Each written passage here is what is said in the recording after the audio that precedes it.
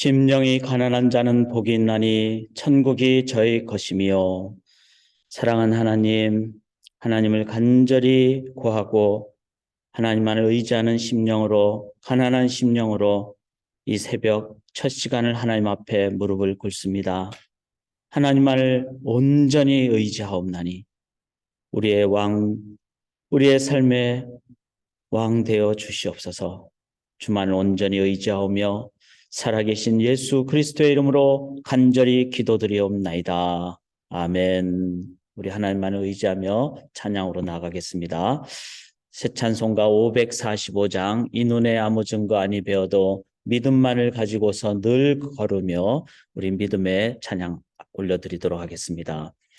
이 눈에 아무 증거 아니 배여도 믿음만을 가지고서 늘 걸으며 이 귀에 아무 소리 아니 들려도 하나님의 약속 위에 서리라. 걸어가세 믿음 위에 서서 나가세 의심 버리고 걸어가세 믿음 위에 서서 눈과 귀에 아무 증거 없어도 이 눈이 보기에는 어떠하든지 이미 얻은 증거대로 늘 믿으며 이 마음에 의심 없이 살아갈 때에 우리 소원 주 안에서 이루리.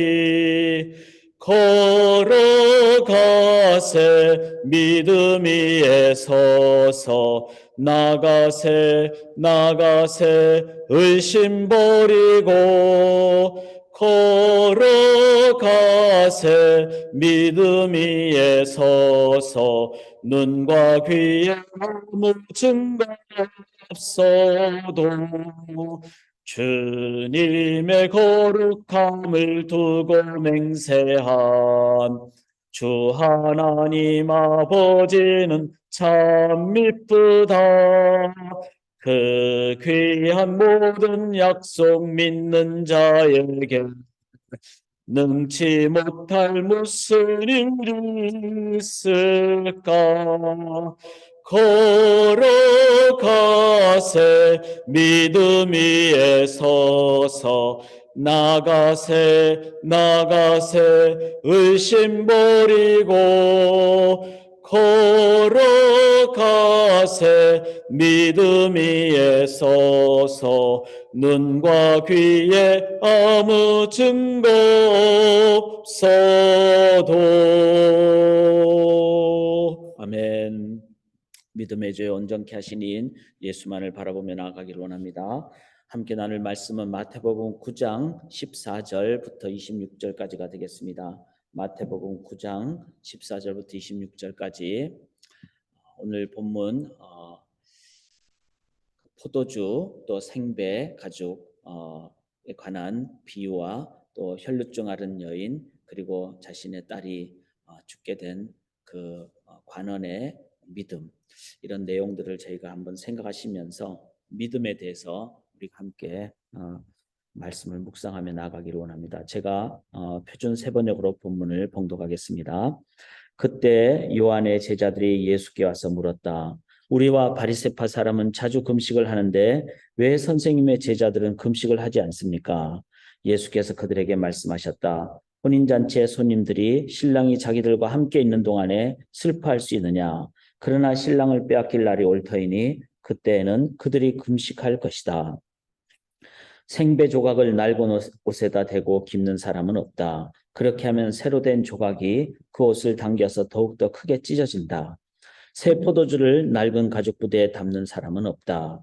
그렇게 하면 가죽 부대가 터져서 포도주는 쏟아지고 가죽 부대는 못 쓰게 된다. 새 포도주는 새 가죽 부대에 담아야 둘 다 보존된다.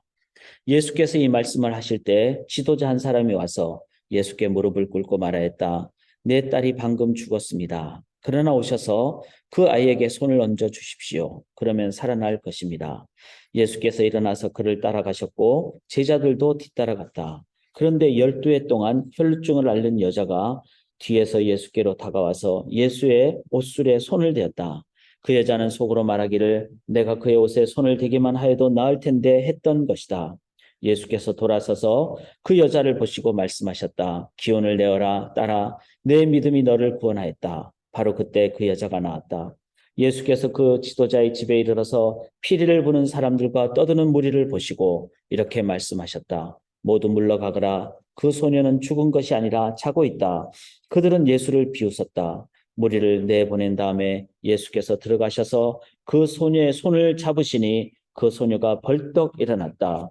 이 소문이 그 온 땅에 퍼졌다. 아멘. 살아계신 하나님의 말씀입니다. 함께 나눌 말씀의 제목은 마지못해서 사는 것이 아니라 생명력으로 사는 비결. 우리가 힘들게 살면은 지치죠. 그렇게 살다가 노력하다가 지쳐서 쓰러졌다가 또 겨우 다시 일어났다가 이렇게 사는 것이 아니라 언제나 생명력으로 활기차게 그 기쁨으로 살아가는. 근데 이 제목을 보면서 나도 결단을 해야지 뭐 이런 차원으로 우리가 나의 어떤 윤리적 도덕적 차원으로 말씀드리지 않습니다. 그렇게 했을 때는 인간의 한계 또 죄성으로 인해서 그 자체가 오래가지 못하거나 또 잘 되어도 실은 자기 교만이 앞서거나 그렇게 문제가 될 수가 있습니다.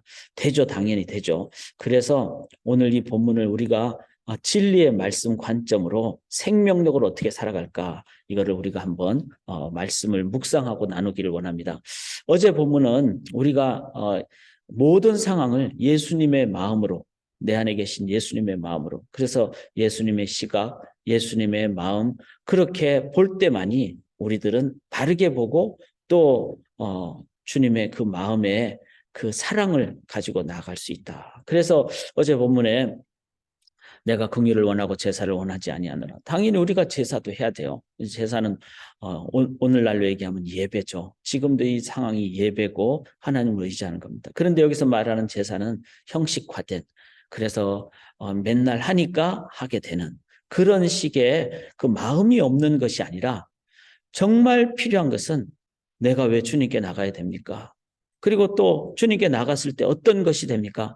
주님으로 체험받고 지성소가 되고 주님의 그 마음으로 되고 내가 주님의 그 눈으로 바라보게 되고 그 눈은 마음의 창이라 그러잖아요. 그러니까 내가 어떤 시각을 갖는가는 내 마음에 주님의 마음으로 가득 채워졌을 때 그때 그래서 어제 9장 1절부터 13절을 여러분이 다시 한 번 더 묵상을 좀 해보시길 바랍니다.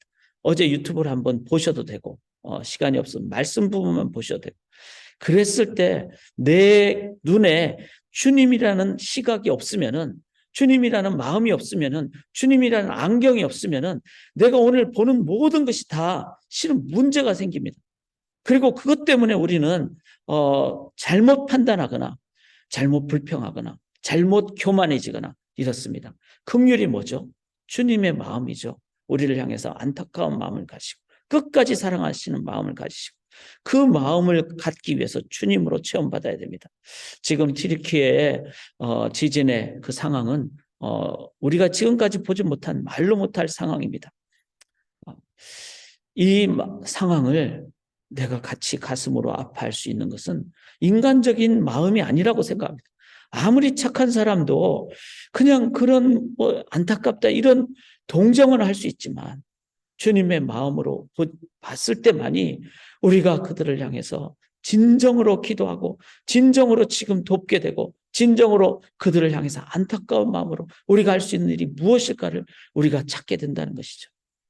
그래서 튀르키예뿐만 아니라 우리 이웃을 바라보는 우리의 가족을 바라보는 그 마음을 주님의 마음 그래서 어제 본문은 참으로 중요하다는 거 말씀드리면서 그렇게 주님의 마음을 갖는 것이 바로 실은 생명력으로 사는 비결이다. 이것이 연결되는 본문이 되겠습니다. 어떻게 하면 생명력으로 살 수 있을까요? 15절 한번 보시겠습니다. 예수께서 그들에게 이르시되 혼인집 신랑 손님들이 신랑과 함께 있을 동안에 슬퍼할 수 있느냐? 그러나 신랑을 빼앗길 날이 이르니 그때는 금식할 것이니라. 자, 유대인들은 금식했죠. 특별히 바리새인들은 일주일에 한 번 금식하고 더 이상 금식할 정도로 그렇게 금식에 참 많은 힘을 쏟았습니다. 그런데 그것이 자칫 잘못하면 금식을 하다 보면은 남들이 다 금식해야 되고 또 금식하는 것이 멋진 신앙생활로 그렇게 여겨지는 사회의 기준이 된다면은 금식을 할 때 금식의 본질을 잃어버리죠. 그래서 나는 이렇게 할 정도로 종교 생활을 잘하는 사람이다. 신앙생활을 잘하는 사람이다. 그렇게 됐을 때 실은 누가 빠집니까? 금식할 때는 내가 심령이 가난한 마음으로 주님을 찾는데 주님을 찾는 것 다 빠져버리고 주님을 찾는 나 자신이 더 멋지게 보이는 그렇게 된. 그래서 예수님이 그런 거죠. 신랑을 빼앗기면은 신부는 완전히 정말 마음이 가장 어렵지 않겠습니까? 결혼식이 가장 어렵지 않겠습니까? 그럴 정도로 신랑을 추구하는 그 마음이 금식의 본질이다. 금식할 정도로 예수님을 소중히 여기는가. 이것이 우리가 생명력을 갖는 비결입니다. 이 부분을 꼭 기억을 하시기 바랍니다. 내가 오늘 내가 뭐 잘 살기 위해서 물론 그렇게 새벽기도 하시는 것도 필요합니다. 그렇지만 실은 잘 살면 뭐 할 겁니까? 내가 잘 먹고 잘 살면은 예수님이 없으면은 신랑이 없는 신부하고 똑같지 않습니까? 그런 우리의 상황을 기억을 하실 때 나는 이 새벽에 누구를 찾는가? 예수님을 찾는가? 예수님을 소중히 여기는가? 이것을 우리가 기억할 수 있기를 원합니다. 16절에 보시면은 예수님 비유를 말씀하시죠. 생배 조각을 낡은 옷에 붙이는 자가 없다 그랬습니다. 17절에는 새 포도주를 낡은 가죽 부대에 넣지 아니한다 그랬습니다. 우리가 새 포도주를 새 부대에 담는다. 이거는 자칫 잘못하면 오해하기 쉽죠. 잘못 사용하기 쉽죠. 그래서 뭐 옛사람들은 가고 이제 새 시대가 왔으니까 새 사람들이 와야 된다. 이런 얘기가 아닙니다. 나이에 관계없이 어떤 기간에 관계없이 제일 중요한 것은 바로 본질이죠. 자, 생배 조각은 새 조각이니까 낡은 옷에 새 조각을 붙이면은 이 새 조각, 생배 조각은 시간이 지날수록 점점 이렇게 땡기는 그런 역할을 합니다. 그런데 헌 옷은 이미 다 헤어졌기 때문에 땡겨버리면 어떻게 되죠? 찢어져 버리는 거죠. 그러면은 생배 조각을 붙이는 것도 소용이 없게 되고 옷도 버리게 되고 이랬을 때 우리는 어떻게 해야 됩니까? 바로 옷을 제대로 하기 위해서는 바른 새 그 옷에 아니면은 그 옷 자체를 간직해야지 옷을 입는 사람이 살아나게 되는 거죠. 포도주도 마찬가지죠. 새 포도주는 조금 지나면 발효를 합니다. 그런데 헌 부대는 이미 다 이제 헤어질 대로 헤어진 부대니까 발효를 해버리면 더 팽창시켜서 그는 감당을 못해서 터져버리게 되죠. 그래서 새 포도주는 새 부대에 담아야지 이 포도주가 보관이 된다는 겁니다.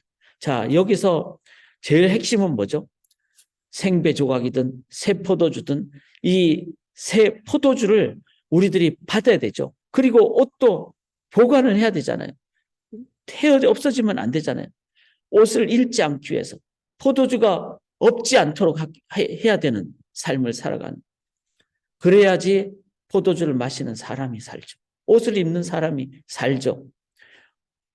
여기서 생배 조각, 포도주, 이거는 누구를 말하죠? 바로 예수 그리스도를 말합니다. 예수 그리스도를 내 안에 담지 못하면 다 헤어져서 빠져버리면 나는 생명력도 없이 살아가게 된다는 것입니다. 그런 의미로 내 안에 포도주가 지금 담겨 있는가? 그리고 옷이 헤어지지 않아서 내가 지금 따뜻한 옷을 입고 있는가? 이게 바로 생명력으로 사는 것이죠.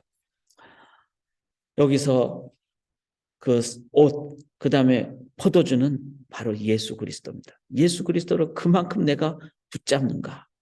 여기서 헌옷과 헌부대는 뭐라 말할까요? 이거는 오래된 것, 이것은 율법주의를 말합니다. 구약이 아니라 구약에서 사람들이 뭐 안식일을 지키라 했을 때 안식일의 본질이 아니라 안식일을 지키는 그 규례만 추구하는 그 율법주의죠.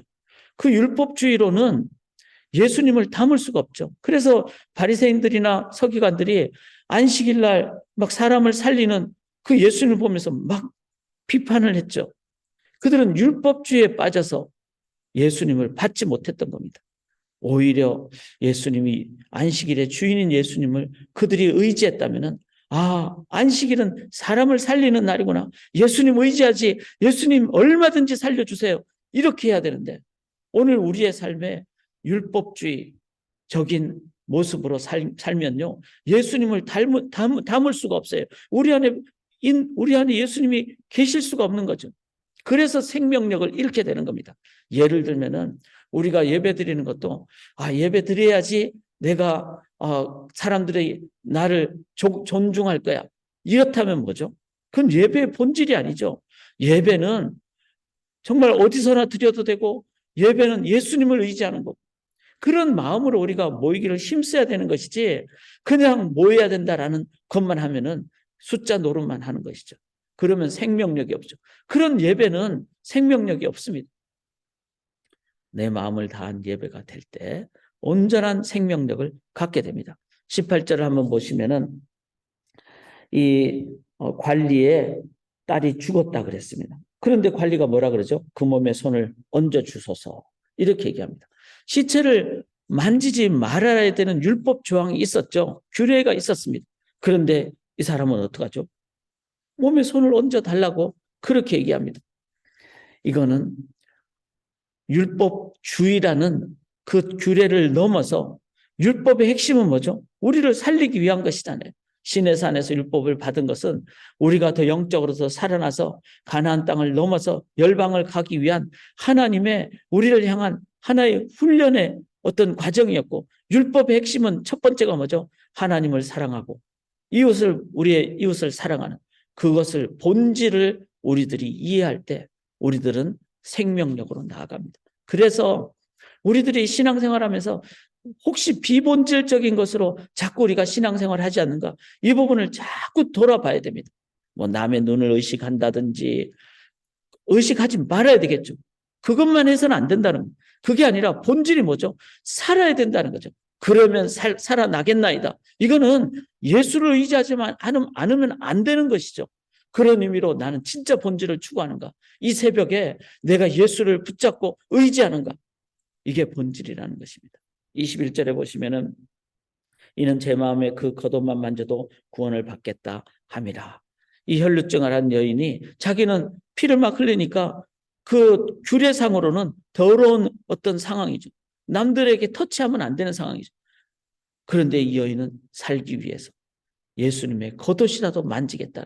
그렇게 나는 간절히 예수 그리스도를 붙잡는가.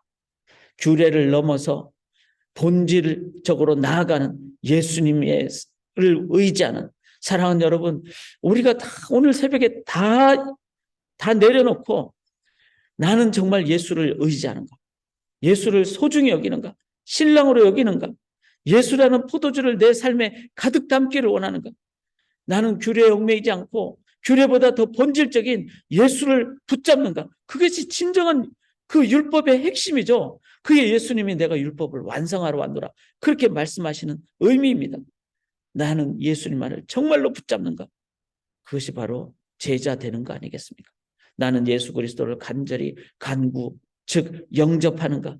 aggressively lay hold on it. 예수를 정말로 간절히 붙잡는가? 따라가는가?